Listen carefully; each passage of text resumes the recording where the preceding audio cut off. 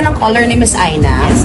Kung hindi lang tumutubo yung roots ko, hindi ako pupunta kasi ang ganda talaga ng gawa niya. Okay, so yon. Basically, same lang as this. Halos, ash, ano ba? Dark ash. Dark ash. Tapos magka-highlights na tayo. Ulitin natin yung highlights natin. Tapos yung base natin, ma'am, medium brown. Medium brown. Yes. Tapos yung Sounds highlights good. natin is dark ash. Okay. Yan. Tapos treatment natin after. Yung anti-freeze. Yes.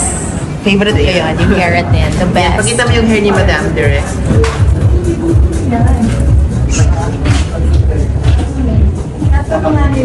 So yan. So ang result mamaya na po. Stay tuned man yung kanya Wow. na 3 May months. pa-suspense. Yan. Thank you. Ito na yung final transformation natin kay Miss Teen. Yan. Sa pinakamagandang ambassador natin sa Philippines. Wow, ng bola pa. Libre ba yung bola? Kamusta yung natin, ma'am? Yung color and treatment? Super happy kasi parang it turned out even better than I expected. Sulat ko nga tong settings na to kasi umulitin natin ito. Pagbalik ko. Kasi ayun talagang gusto ko yung fresh na fresh lang. I love it. Beautiful. Thank you. Thank you so much. Love you. Love it.